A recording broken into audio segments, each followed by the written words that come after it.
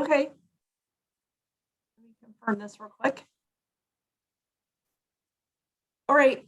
And hi, I'm Dr. Eastham, and I am currently the chair of our department. I also have with me two of my colleagues, Dr. Brent Powell and Dr. Arya Alami, and they are both here. They will also be presenting various aspects of the PowerPoint that I have.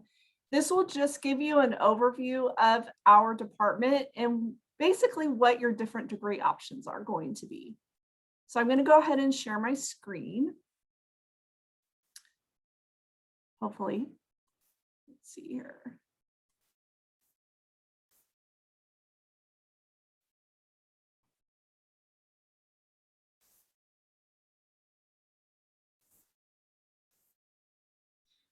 And I'm going to go through the department, like I said, and just give you a brief overview of our department. We have pictures included that we've taken over the years. We are a program a department that does a lot, has usually a lot of student interaction through different gatherings that we have. We have one in the fall typically, which is the Olympics. And then also we have in the spring, we do like a senior barbecue and we just recognize our seniors and also give student awards every year. And so that's something that we typically do. Hopefully we can resume that again next year, but we'll just have to kind of see how things go. And I have here just a picture, kind of informal listing of our full-time faculty. There's 11 of us that are full-time, and we have about 25 or 30 part-time faculty as well. And these will be mostly the advisors that you have, depending on which degree you plan to pursue. You would have one of us as your advisor. So it just kind of depends on what area you are in. And normally, without all this online education, we do have a lot of opportunities to meet with our students and interact quite a bit. So we are, I think we're a fun department. So going into some of the different aspects related to the degrees, and we're going to go specifically into each of the different degrees. You basically have 4 different options in our department, and we're going to go over those, but I just want to kind of give you an overview first of all, and that has to do with the what we call enrollment requirements. I know that you are all transfer students coming into our program. And these are classes that we really hope that you get during your time at JC or community college. It's not necessary for you to do, but we encourage it. It's actually a little bit more important in some degrees than others, and I'll explain that in a second.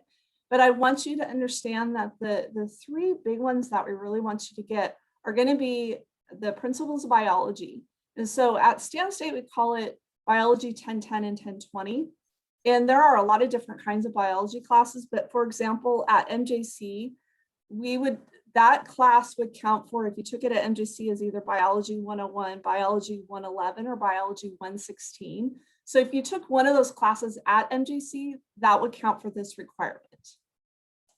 Then we also have the anatomy class and the physiology class. And you can see too that there's an order. So you're going to take biology first, typically. It might not be required at your community college, but at Stan State, biology is required before you take anatomy, and then anatomy is required before you take human physiology. So you're basically going to be taking the classes in that order. Also, if you haven't taken physiology yet at your junior college, then and you take it at Stan State, you're going to also need to have a chemistry class prior to taking human physiology. That requirement kind of varies from at community colleges. Some will require chemistry and some will not, so it just depends. But at Stan State, it will be required. So just so you're aware, those are our 3 enrollment requirements.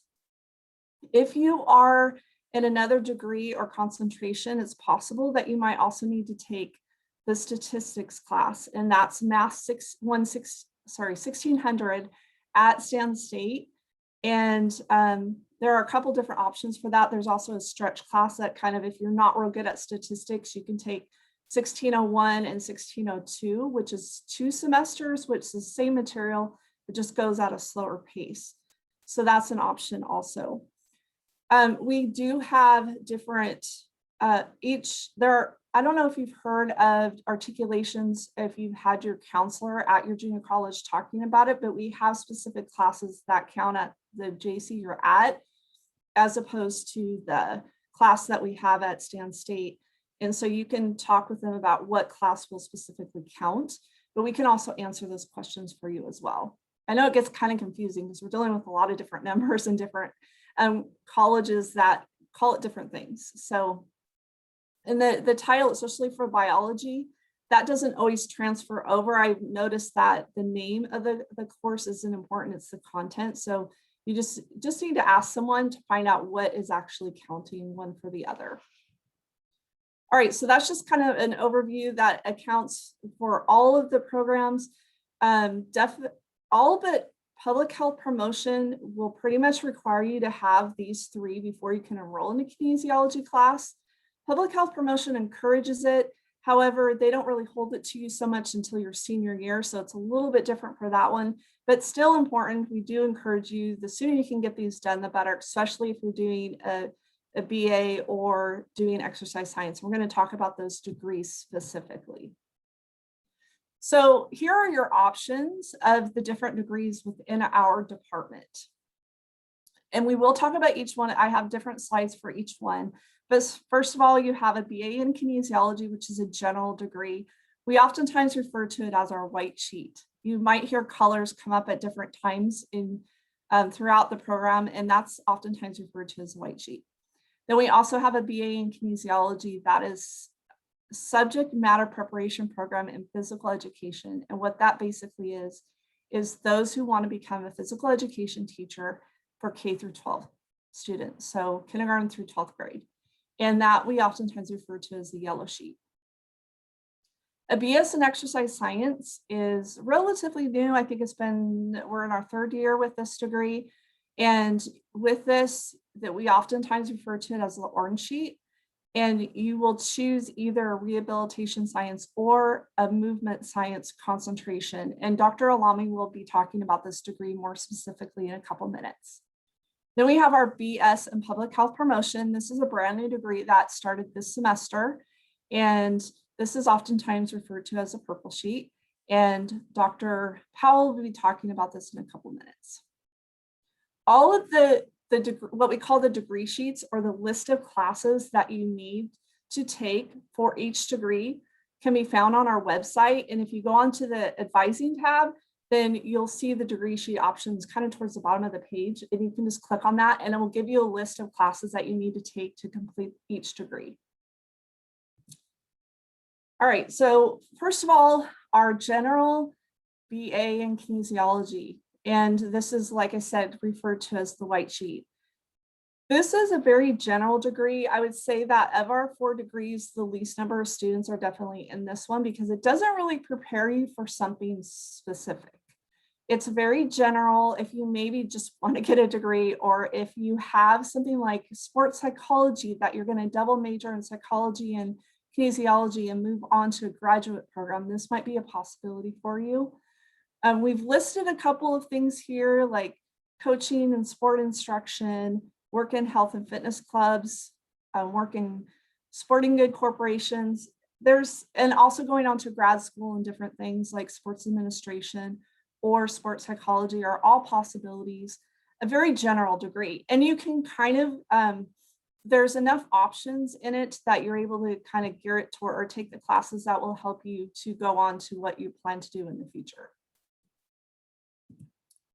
Our next sheet is the yellow sheet. This is our single subject matter program. This is for those of you who want to become a physical education teacher. And by completing this degree, it will allow you to go right into a credential program. There's no extra tests you have to take to complete it, but it will give you everything you need to go into a credential program, which is usually a year or year and a half long for the credential program after you finish this yellow sheet. And this allows you to become a physical education teacher for kindergarten through 12th grade. And in this degree, It's very hands-on. We really work to prepare our students to become effective teachers.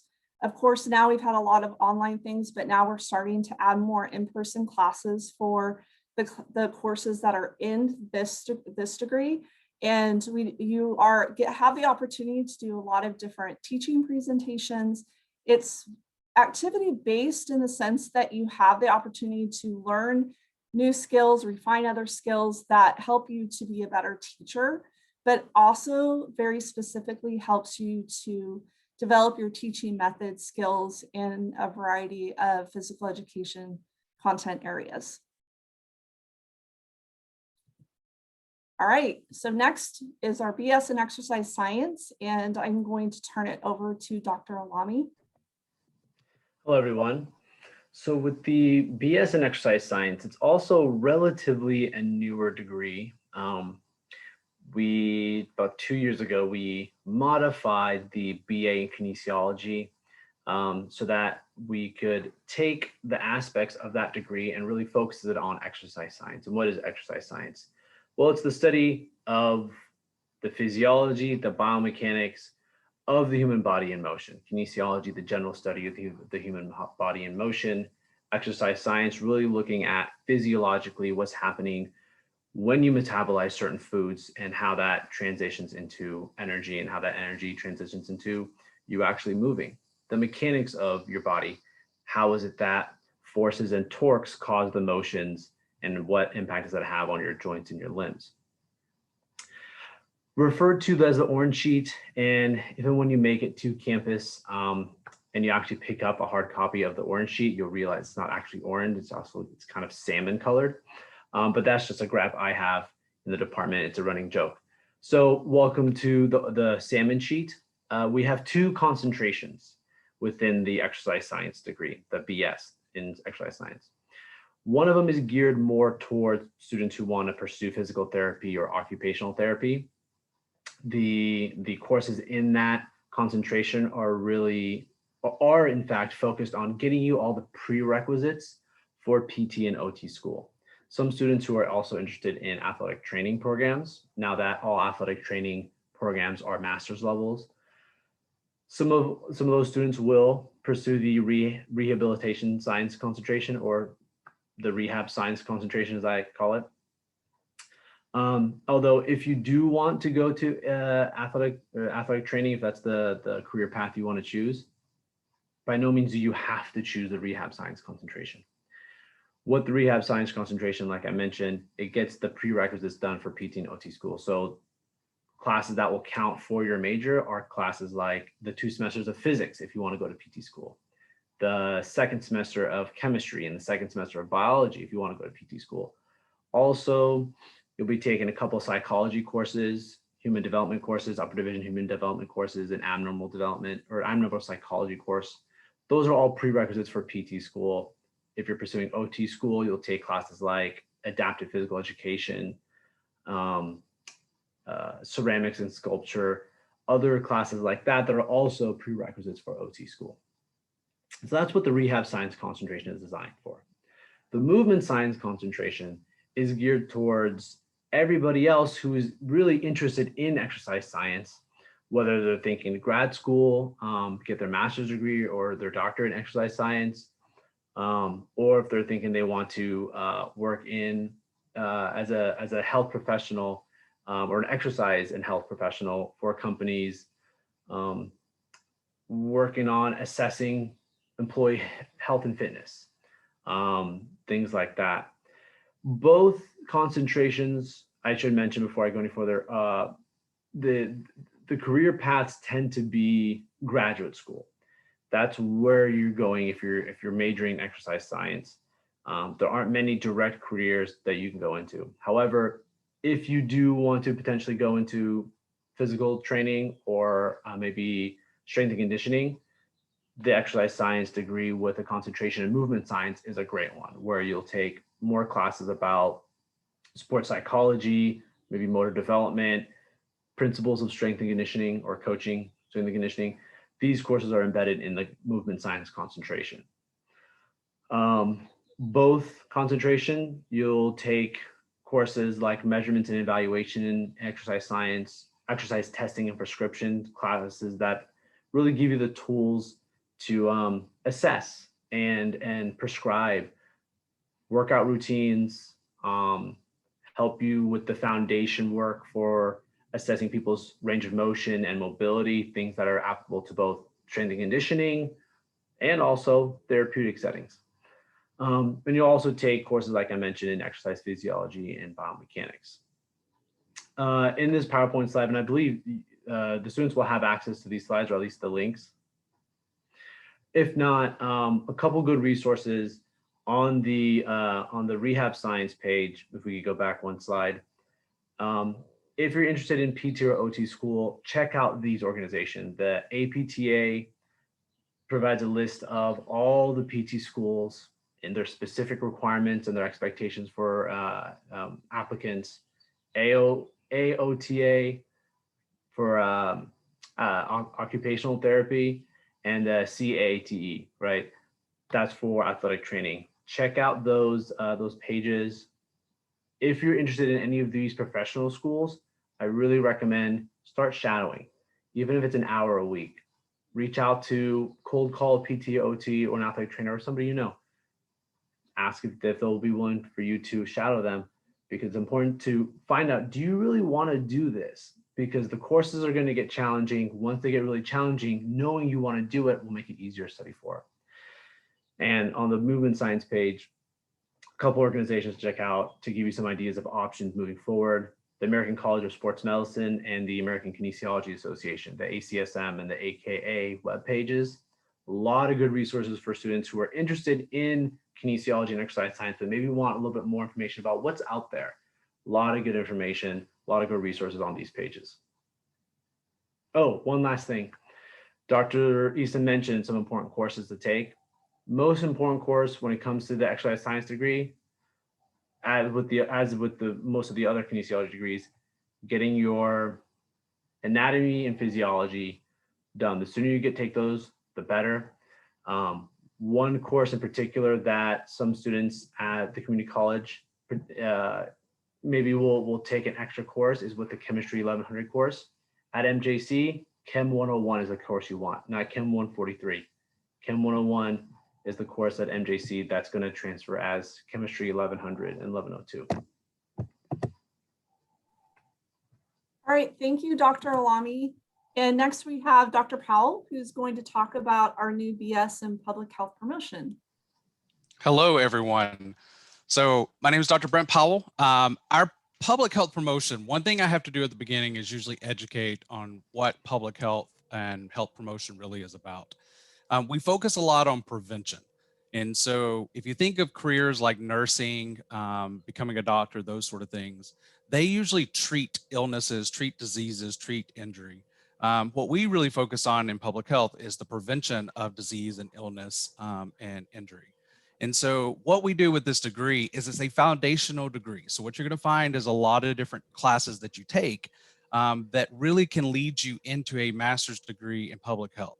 With a master's degree in public health and in public health in general, there's different sort of sub areas of public health. Right now in the news, you've heard a lot about like epidemiology, about the study of how diseases spread and how we track diseases, right, because of COVID. And so that's one area of public health. But with the foundational BS degree, we cover a little bit of everything to really give you that foundation to move on to other things. So with public health promotion degree and with this degree, you're going to learn things like many different health topics in public health, community health risks and issues, health behavior changes, and how we do program planning, implementation, and evaluation. Students often ask, where can I work with public health degree, or what can I do? And there are many different areas. You can work in hospitals. So for example, like Kaiser and Sutter Health have a health education department. And so what they do in the hospitals there is if somebody is diagnosed, let's say with diabetes, instead of the nurse and doctor spending their time educating because their time's very limited, they would send them to a department, the health ed department at the hospital, to then learn how to manage that diabetes. And so that's one example in a hospital.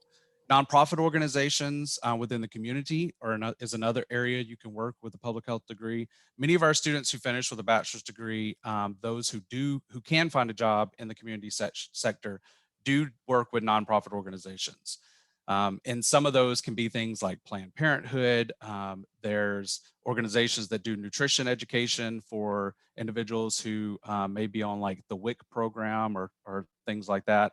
And we also have students who do environmental health and environmental justice as well through the Catholic Charities out of Stockton. Government agencies, so working for the State Department of Public Health, county departments of public health, or getting a job with the CDC. That's really where you want to go if you can get an advanced degree, because then you're going to be set. They make great money, and so that's a good job.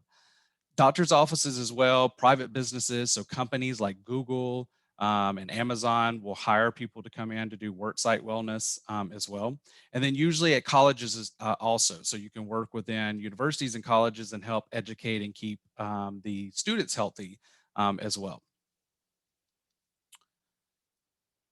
So what can you do and what is this? So this gives you just a little rundown of what some of our students have done with this foundational degree. We do prepare students in many different areas. So you can go into, like I said, public health, epidemiology. We've had a couple go on to do chiropractic medicine. Nursing is one as well. And a lot of students are interested in nursing when they start this degree. They just weren't able to get into the nursing program. And I say that it's always a benefit getting this degree if you do continue on to nursing, because there is that whole world of public health and nursing as well. And so you can get a certificate in public health nursing later on if you get into a nursing program. Complementary and alternative medicine is an option as well.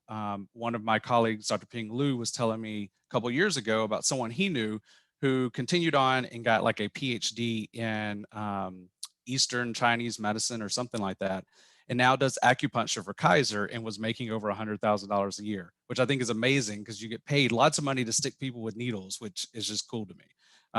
That sounded a little weird, but we have some students who do nutrition education, and we've had quite a few go on to healthcare administration as well. And healthcare administration degrees, or you go on to get a master's degree, and they go work in hospitals and doctors' offices, and sort of like the business degree of healthcare, if you think of it that way. And so that's also a good option. So most of our students, again, and this is almost true with a lot of bachelor's degrees, that you need to continue on with your education. If you get like a nursing degree or a teaching degree, obviously with a bachelor's, you can go make good money and be set. But if you, in not all, but in a few, you still need to continue on to get a master's degree, and public health is one of those other options. So getting a master's in public health, getting a master's in healthcare administration, going on to do something like that can really help as well. Another thing too, to remind you, is go to our kinesiology website and you can click on public health promotion. Just like Dr. Alami was going over a lot of links on his page, we have all ours listed on the website as well. And so you can click and find out videos there that help educate you on what public health is, what you can do with the degree, what areas you can work in. And then there's links to a couple of different programs as well that are listed on the website there under public health promotion.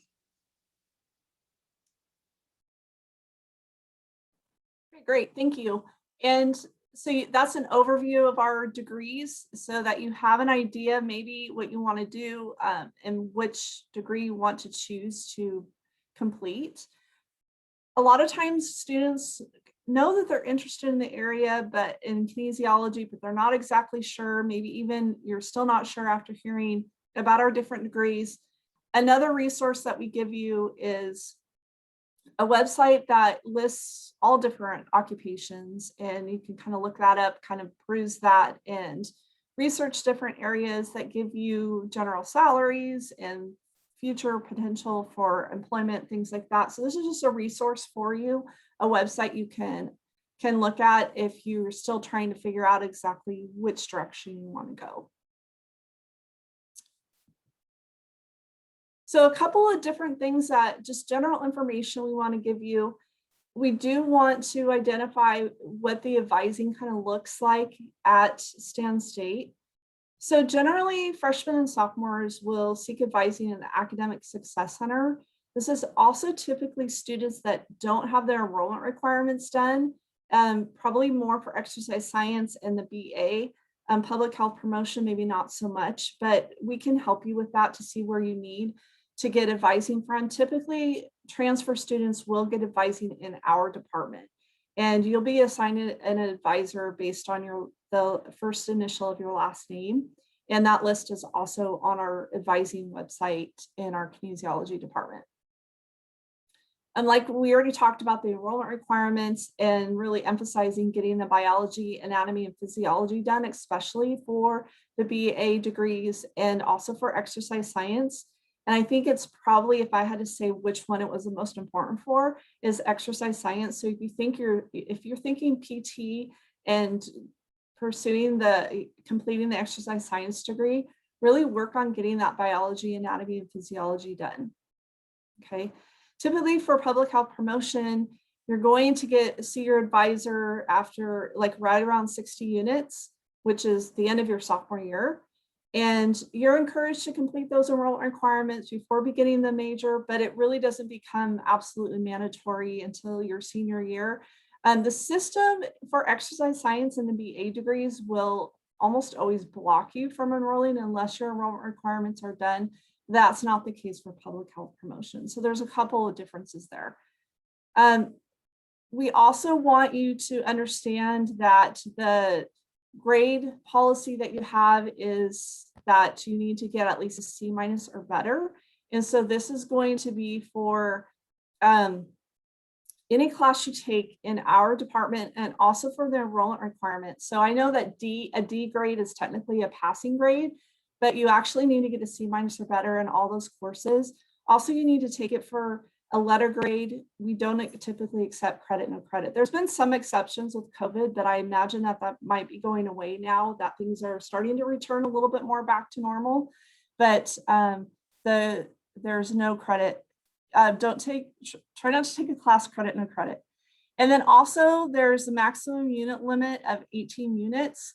And anything beyond that, taking units beyond 18 would be required by the department chair. And I know the past department chair and myself, we typically don't approve that unless you're maybe in your senior year, you're at least a 3.0 student. So that's something that will be dealt with case by case situation.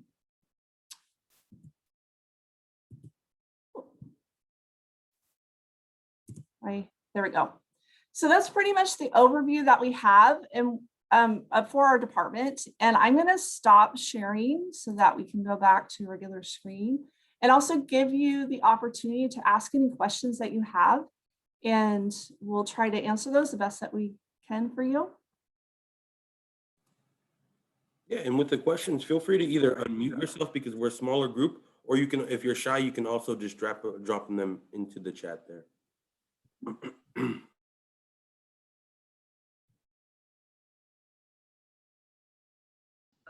Okay, so I have a question. Yeah, go ahead. Okay, so when would be the deadlines for, say, if I was going to apply by fall 2022? What would be the deadlines for the application process, and when would it open? Martin, I'll let you answer that. I'm not familiar with all those kind of deadlines. No problem. That is a great question. So the weird thing when it comes to applying to Stan State is you have to do it so early. So if you're going fall 22, you're actually going to be applying to go to Stan State starting this October 2021. October 1st to November 30th is when the application's available.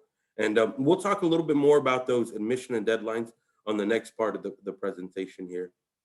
There is one question in the chat here. Will public health offer classes online? That is from Jocelyn. Yeah, Jocelyn. So typically we do, let's pretend COVID's not happening. We do have courses that are always offered online, certain sections or different options that way. Right now, most of our courses are online because of COVID, or all of our courses are within public health. But traditionally, no COVID, we do have a section, I don't know, maybe 30% of our courses or 25%, something like that, that are online or have options that way. A lot of our core classes that you take within the major that are required are face-to-face. And it's because that it's easier to do certain things like our research and evaluation course. You have to, be there to kind of see a little things, and it's easier to be there rather. But yeah, we do offer quite a few courses online. Thank you. And just to kind of go off of that a little bit and explain to those of you who are maybe wondering what this is going to look like in normal times. So without COVID, when we actually register our classes or input our classes the way that we want to teach them. Single subject, so those that want to be a PE teacher are pretty much all in person. And that's, like I mentioned before, a lot of activity-based kind of classes where you're out on the tennis court or in the gym or something. There's a lot of lecture too, but there's a lot of activity-based, but that's primarily going to be in person. Exercise science as well, because there's several classes that have labs. And so typically labs are going to be a lot of interaction with students, the students interacting, doing different testing and learning various things through a lab environment, which is so important for that degree. Probably public health promotion has the most online classes of our different degrees, but they are a majority of in-person classes, but still a good many of them are online too. So you kind of get a combination there for public health promotion. There was a question that just popped up. Okay, so with the schedule, actually with our classes, a majority of them are during the day. So we do have some evening classes, but most of them are during the day. And I know public health promotion has done a really good job of, like, for example, doing a lot of their classes Tuesday, Thursday, but really the single subject, so those for teachers and also exercise science, are mostly during the day. There are a couple of evening ones, but they are mostly during the day, Monday, Wednesday, Friday, and Tuesday, Thursday. A lot of the single subject classes are primarily like from 8 to 1 or 2. And then there are a couple of random theory analysis classes that are in the evening, but they are Monday, Wednesday, they're every day of the week, possibly, depending on your schedule. And it just, you can try to kind of plan them out so that maybe you have a Monday, Wednesday, Friday, or a Tuesday, Thursday schedule, but it's much more difficult for single subject or for exercise science. In addition to those, there are, of the courses that are offered online, there are quite a few of them that are offered asynchronously, which means that there is no set class time and the lecture materials are presented on the online portal, the platform, and you go through the lectures potentially at your own pace. Most of them will have a schedule to follow as far as what lectures go through and at what time or at what point in the semester, but there won't be a designated set time to meet, which does offer some flexibility for students to work around the work schedules. Yeah, and with the COVID going on right now, we have primarily, most of our classes are online. And even for the fall, the only ones that aren't are we have any class that has an activity component for a single subject. Those are going to be in person just for that part, but lectures are all online. We don't have anything scheduled in our classrooms for fall, and we'll still have to see what happens for spring.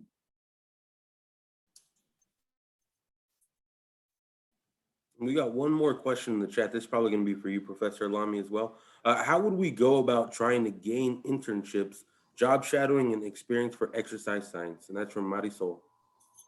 So Marisol, really great question. If your question is focused on exercise science versus PTOT, I'll answer the question for students who are interested in physical therapy or occupational therapy. The internships aren't as important as shadowing hours. And shadowing hours are anything from reaching out to a physical therapist and a physical therapy office and saying, hi, my name is Marisol Saldivar, and I'm interested in becoming a physical therapist. I wanted to see if I could shadow a PT an hour a week, couple hours a week, whenever you have time, and see when they have time. And it's as simple as going in and shadowing them, seeing how they go through their day-to-day routines, how they interact with patients. And throughout that process, they'll start talking to you, you'll build a relationship, and sometimes, right, they might give you some things to do, which is kind of a fun way of dipping your feet into that pool. With COVID, things are a lot more difficult. It's more challenging to get these shadowing hours, and a lot of the PTOT schools have either reduced or eliminated some of the shadowing requirements for their applications. When it comes to exercise science, that question tends to be a little bit more broad because a lot of areas within exercise science that you could shadow. But we can start a dialogue and kind of a conversation and get towards what you're really interested in. It can be, if it's, because the exercise science could be something like in athletic training, or it could be in strength and conditioning. It could even be sports psychology, right? There's the science to psychology and mental training. But I'm guessing when I saw that your question really was tailored towards PT OT school, and it can be scary calling up PT and OT schools or clinics and saying, hey, I'm an undergraduate and I'm wanting to know more. I wanted to get some experience shadowing. It can be intimidating, but when you do that and you get your foot in the door, it's all downhill. It's all super easy. But I can relate to that stress. Marisol, did I answer your question? Yes. Oh, yes. Thank you. Welcome. It looks like the next question is from Jocelyn. Can you transfer without an AAT? I believe absolutely you can. I'm not exactly sure what the requirements are for the transfer, but I do know that actually quite a few of our students don't have their AAT completed. They transfer over without completing it, which is not uncommon. Yeah. Thank you. Something else I want to kind of tag on with some of the things that Dr. Alami was talking about is that we really encourage you in any area, but especially like physical therapy and occupational therapy, to kind of do some research and looking at programs and see what they require. The way that Dr. Alami and Dr. Bernard have written that degree, it really helps you to get all of your prerequisites you need to apply to a physical therapy school, but they will have different hours that will be required for you to complete before you apply to PT school. So you want to really educate yourself on what the requirements are to whichever schools that you are planning to apply to. And Dr. Powell just posted something in the chat that's really, really good. The Stay in State Kinesiology Instagram page. I mean, when you're bored sitting at a bus stop, just scrolling through Instagram, why not see what's going on with the kinesiology department? Our social media team of professors really do a good job of posting job opportunities, internships. And actually, Marisol, to kind of get back to your question, once you get to Stay in State, our kinesiology team captain, Miss Melanie Johnson, she sends out a lot of emails about job opportunities, internship opportunities that PT clinics, other high schools, other places in the community, in the area, we had to reach out to us asking, hey, we need some undergrads, some people who are willing to work, and it's a good resource. Which, if and when you do come to Stay in State, anything Miss Melanie Johnson sends you is crucial, important information. Always read her emails. Read her emails before you read our emails. It's good tip. I have like a good amount of questions, but I mean, I'm trying to shorten them down to like two. First question, I'm sort of on the path to be a chiropractor, but I know that it takes a little bit longer than some other occupations, just because you have to continue schooling even after you get your master's or whatever. If you have to go through public health, right, to be a chiropractor, that direction? No, you don't have to. You can go through a different. That's like, correct. I would say exercise science is the better option to do chiropractic. Oh. Yeah, because you'll get the kinesiology classes and exercise physiology and other prereqs needed for chiropractic school. Okay. My second part to that question would be, is there like two sort of similar paths that, because I know even becoming a chiropractor, it still takes longer than like most other occupations, like just because it's basically a pre-med or med. Is there a similar path that kind of like leads to an occupation after getting the BA or BS and master in exercise science? is there one that basically like leads to a job to where I can start training or doing that job and it leads basically towards chiropractic? The chiropractic occupation. Sorry, it's a So question. no. I'm glad you asked it because it's one that doesn't necessarily get to the mainstream of. I'll answer the first part of your question. Chiropractic school, and we have representatives from Life West, for example, that's out in the Bay Area, come out and talk to our students again before COVID, BC, like I like to call it. I'm sure that after COVID they'll come back. Once you get your degree, your 4-year degree, chiropractic school, I believe, is only 3 more years afterwards, and that's it. You don't need a master's to get your chiropractic degree. You apply to chiropractic schools, and I believe it's a 3-year program, and boom, you're a chiropractor. As far as jobs that lead into it,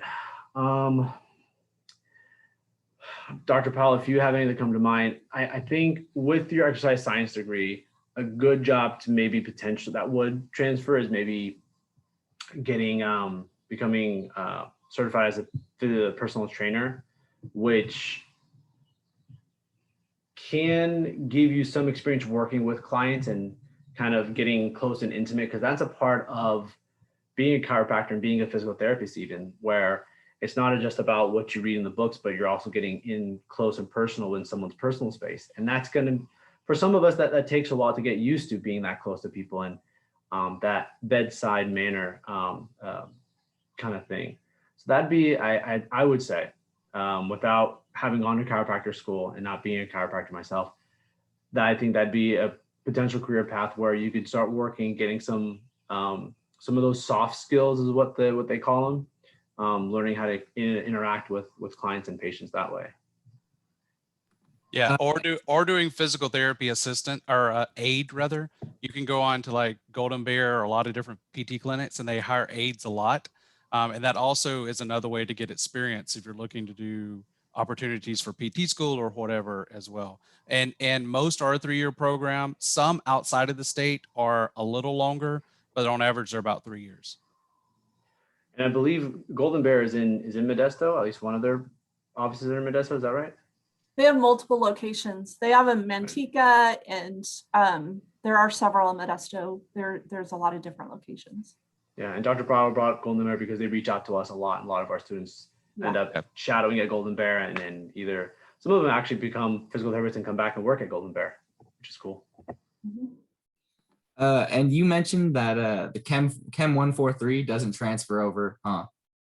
It transfers over as Chem 1000, but for the exercise science degree, we require Chem 1100. And that's the equivalent to Chem 1100 is Chem 101. The equivalent to Chem 1000 is Chem 143. I noticed that when I said that, you got a smile on your face, and it looked like, oh man.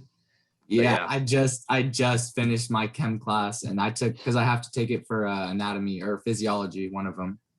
Perfect. It's not a waste. It's good that you took it because it's going to get you into anatomy and physiology, and you can take Chem 1100 theoretically. I'm not recommending it, but you can take it your last semester. So you're not behind the 8 ball. You're in a good spot. Don't even trip. But if you want to get the Chem 1100 requirement out of the way, it's Chem 101.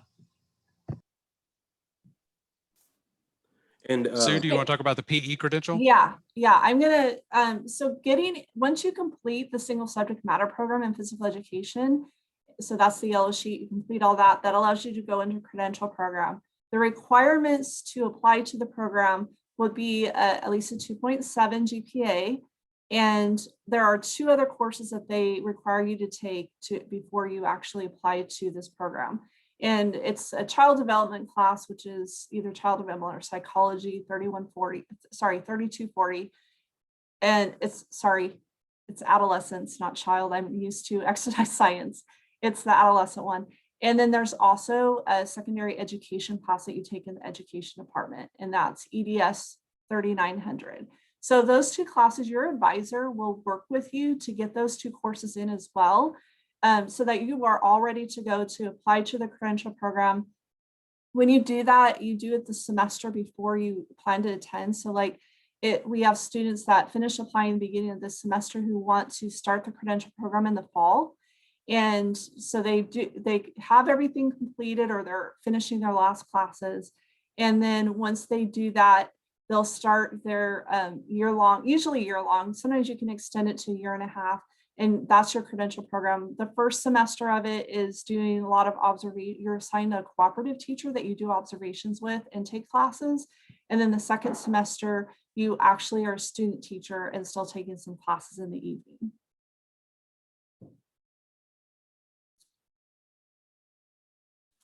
All right, well, they definitely gave us a lot of information. There is one more question. It's going to be the last question because I want to give a few minutes for WOW, but I do believe kinesiology is the main meal of today's presentation, so I think it's fair that we answer this. Last question. I've heard that when you graduate with your degree, it's hard to find work. Is there any tips for newly graduates to find work within their career choice? I'll go first really quick. If you're interested in public health, the last course you'll take in the degree program, or one of the last courses, is a internship. And so we require students to actually do something, to hands-on sort of stuff. And some of our students do find jobs that way and get hired from that. And then the other option would be, like we said before, be on the lookout for different opportunities that we post or send emails out for different organizations within the community that are hiring. As well. And so we do have quite a few students who do find jobs that way. And so I think those are in public health sort of the easier route to go. Yeah, I echo what Dr. Powell said. Keep tabs on the emails that Miss Melanie sends out while you're a student. Get your foot in the door, meet people, because in my experience, a lot of the jobs I've gotten in my life have been because somebody knew me or I knew somebody. So develop those relationships. It's scary as an introvert. I have a hesitation to kind of make that first step, but once I do, things are a lot easier. Get to know people, work with people, and when they get to know you, people want to hire people they like to work with. It's not always the person with the best GPA, right? It's about, do you have those personal skills? Is someone going to want to work with you? You have that good positive energy. Get your foot in the door. A lot of our students end up who do the shadowing lead to maybe some internship, who maybe learn to a part-time physical therapy aide, like Dr. Powell mentioned. That's how the ball gets rolling. It's not just, hey, boom, I'm here, I want to work. Got to kind of work it at the beginning. And that's why I recommend students, start shadowing now, develop those relationships now. Why not? 1 hour a week, better than just scrolling through Instagram, unless you're looking at the kinesiology page, and then it's time well spent. Yeah, and I'll just kind of finish up with that and really emphasize the need to get that experience and make those connections. I know it can be really competitive out there. I have 2 daughters that are kind of in the same phase of life as you all are, and I'm starting to notice exactly how competitive it is. And it's more than just the classes you take and the GPA that you achieve. It's also those experiences you get, those connections you make with future employers, potential employers, and getting out there and networking. Find opportunities to go to conferences, to just have those different internship and shadowing opportunities. Wonderful. Well, definitely lots of great information for all of you. For all of you here and everyone who's signed up and everyone who's watching the recording, at the end of today's presentation, probably by the end of today, I will share out a link to everyone to sign up and all of you for the video recording of today, as well as that career sheet that Dr. Isam was talking about, and also all the courses available within the department. And I'm also going to throw in the assist page for Delta, Merced, and MJC. And what that assist page will show you, it'll show you what courses articulate from that human anatomy options, the biology options that you need. Because if you don't do those, right? Whether you go with an AAT or AST or not, when you apply to Stan State, you're going to be admitted, but you're going to be admitted as undeclared kinesiology. And that's always an awkward moment for students sometimes, right? So make sure while you're still at your community college that you're able to kind of wrap that up there. So with that being said, thank you so much to our 3 wonderful presentations. There is more to come for everyone else. However, professors, if you'd like to stick around, you can. If not, your time is valuable. I understand it does not hurt my feelings if you exit the meeting. But next, let's change gears. We're going to be talking about the WOW program. So I'm going to go ahead and share my screen. I'm going to get through it really quickly because I want to be respectful of everyone's time. And also, like I said, I'm getting over a cold, so I'm trying to beat the mucus monster, right? Not to be gross. I apologize for that. But let me get started by sharing my screen here. Minimize here. And if you have any questions, we'll definitely get to them at the end. And if we stay over an hour, right, for those who have questions, that's definitely not going to be an issue for me. Let's see. Slideshow.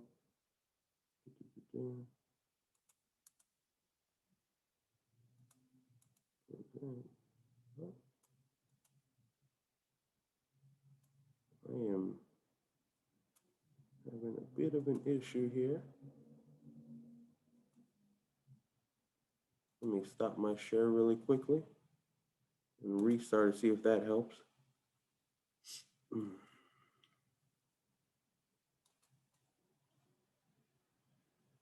Well,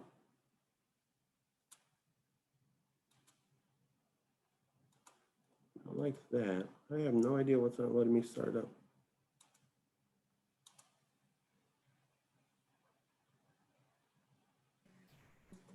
Warren, do you want me to try on my end and see? Yeah, if you can, that'd be wonderful, Callie. Yeah. Sorry about the delay, folks. I know we're already crunched for time. I don't know if it's my internet or if it's just what's going on here.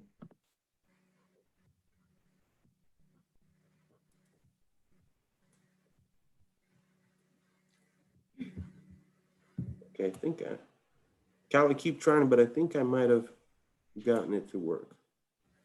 Let me hit the refresh one more time, and it should give me the option this time. Slideshow, play from the beginning.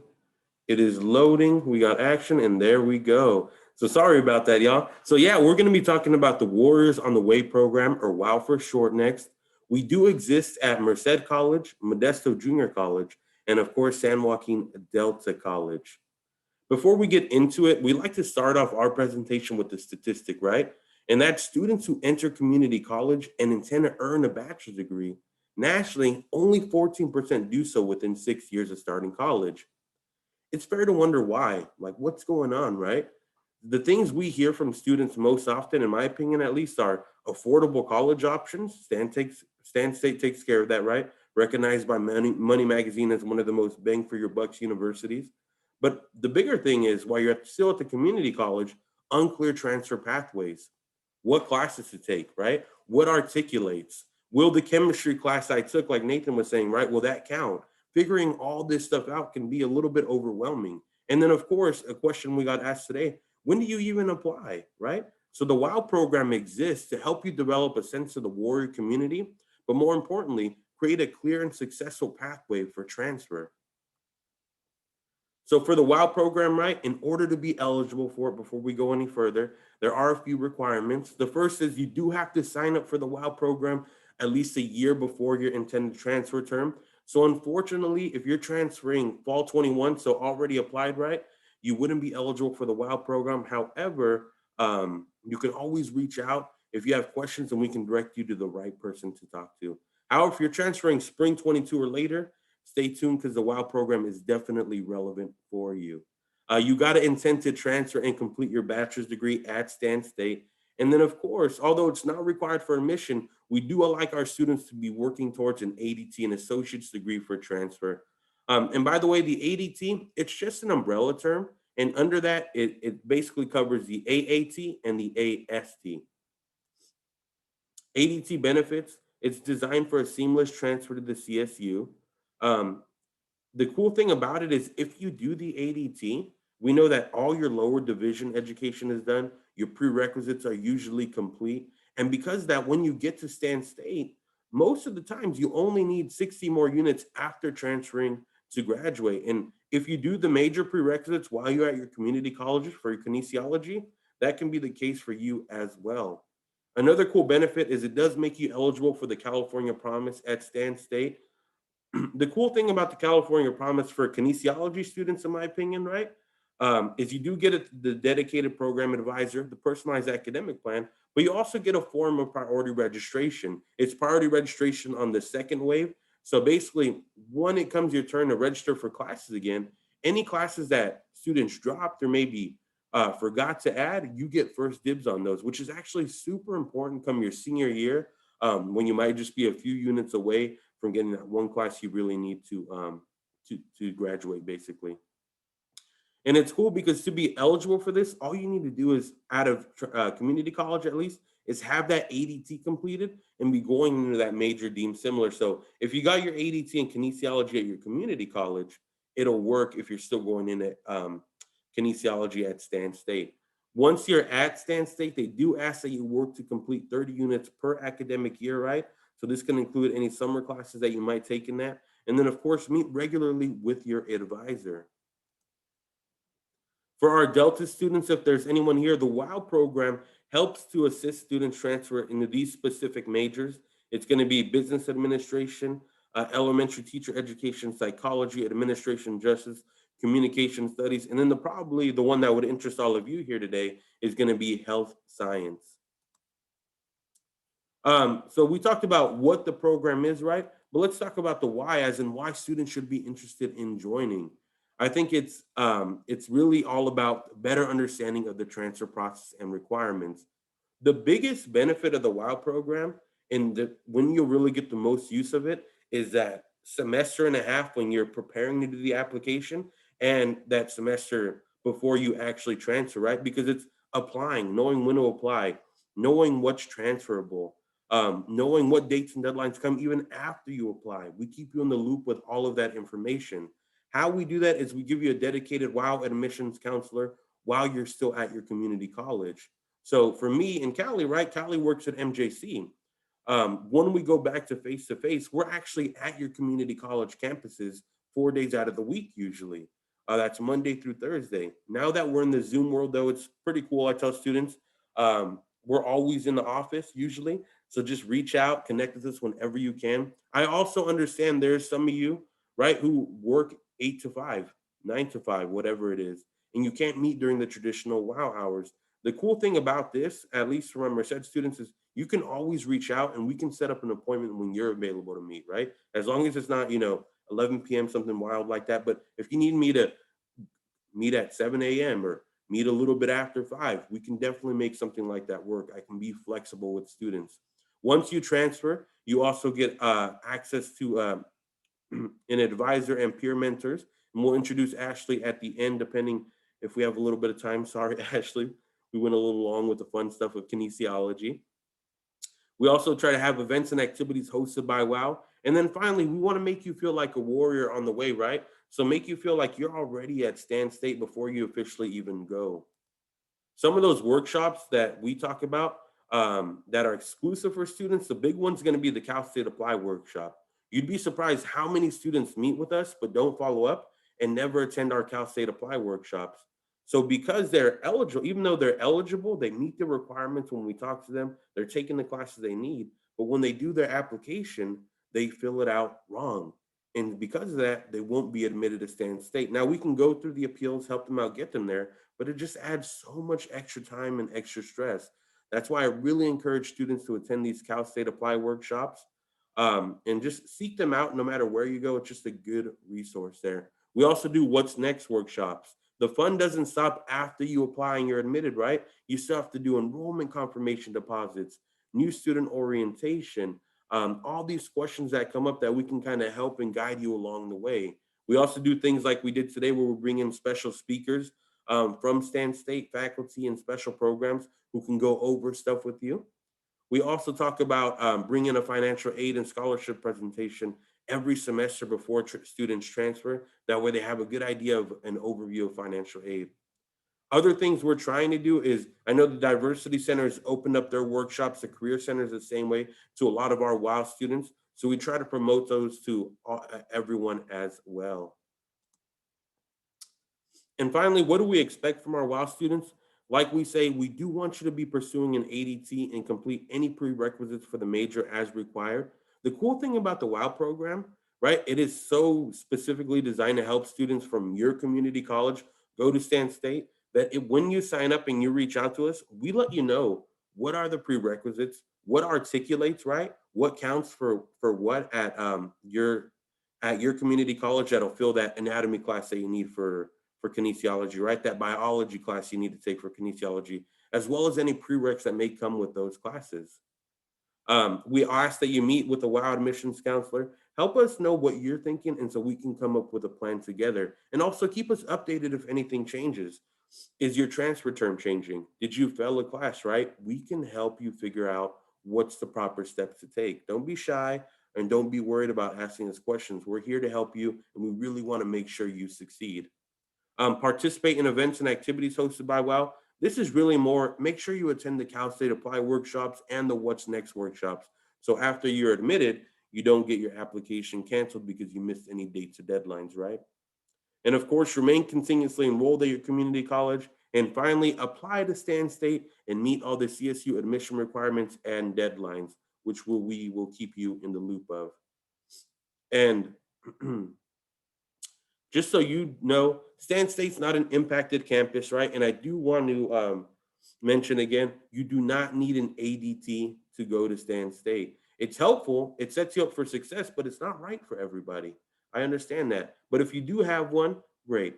If you don't, these are the minimum admission requirements: 60 transferable units, 2.0 GPA or better, and your golden 4 complete. So you have to have your A1 area, your communications, right? A2, it's usually your English 1A or English 101, something like that. Critical thinking, logic, A3, and then any transferable math for your area B4. Please note when you need to have these requirements done by. Those of you who are thinking going spring 22, these admission requirements need to be done by the end of this summer, right? The admission requirements do need to be done by the end of this summer. For fall, so students going fall 22, these need to be done by the end of spring 22, all these admission requirements. You can take classes after that deadline, right? But the classes you take can't be any you need for these admission requirements. So just keep that in mind.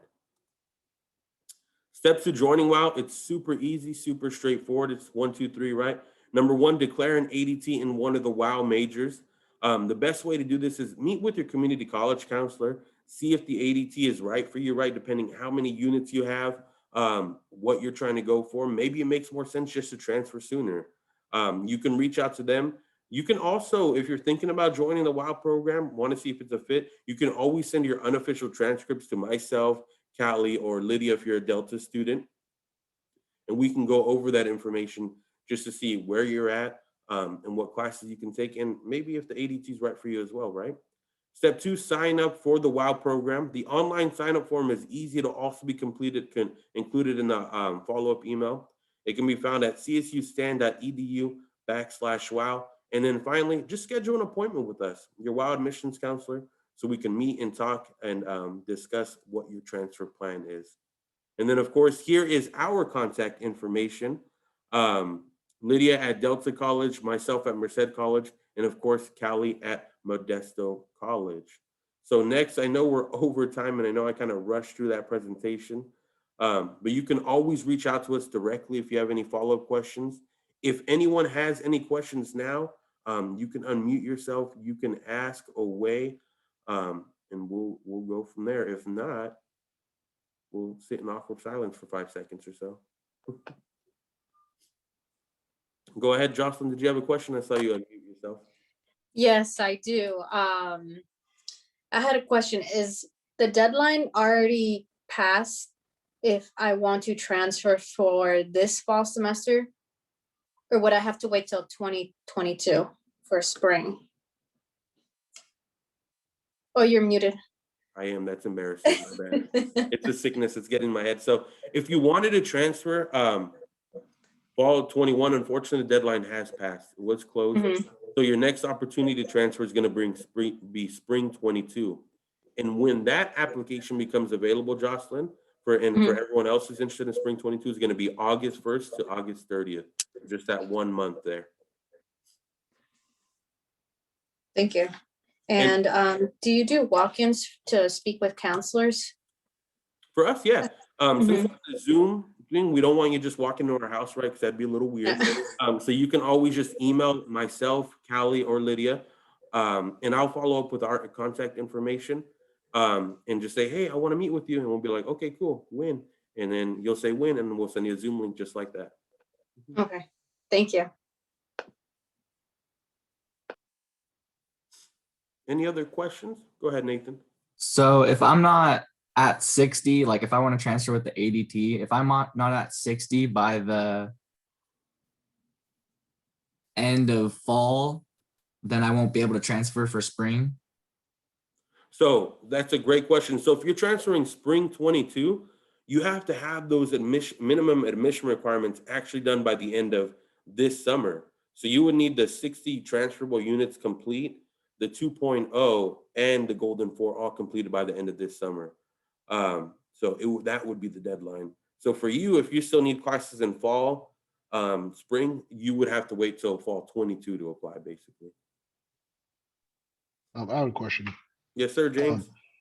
For the continuous student thing, I talked to Callie about it before, but I just noticed on your slide it says that you have to be a continuous student at any community college. It doesn't have to be your home community college. That's a great question. Callie, do you want to take this one here? Sorry, James, can you repeat that question again? For the continuous student part of the WOW program, does it have to be at your home community college or can it be at any community college? Yeah, so if you are at MJC and you are in the WOW program at MJC, then you would need to be at least still be enrolled in at least one class at MJC, so continuously enrolled at MJC. If, say, you're no longer enrolled at MJC and you change the community college to, say, at Merced College, then you would then be a WOW student and you'll be meeting with Martin at Merced College. Cool. Okay, thank you. I may need to meet with you because I'm attending classes at Merced right now, but I'm an MJC student, so I don't know if that messed me up. Are you still currently enrolled at MJC, like taking maybe one class at MJC? I'm currently enrolled, but I'm not taking classes because the only class I needed was at Merced. Okay, yeah, let's schedule an appointment and we can talk about it more in depth, James. Thank you. Awesome, thank you. And really quickly, if anyone's going fall 21 or sooner, hopefully Ashley's still with us. I want to give her at least a minute or two to talk. She helps all transfer students, but she reaches out to the WOW students directly once you guys do your NSO, but she's available to everyone. So Ashley, if you're still with us, if you want to unmute yourself, talk about the Instagram and what you got going on, that'd be wonderful. And thank you for being so patient with me today.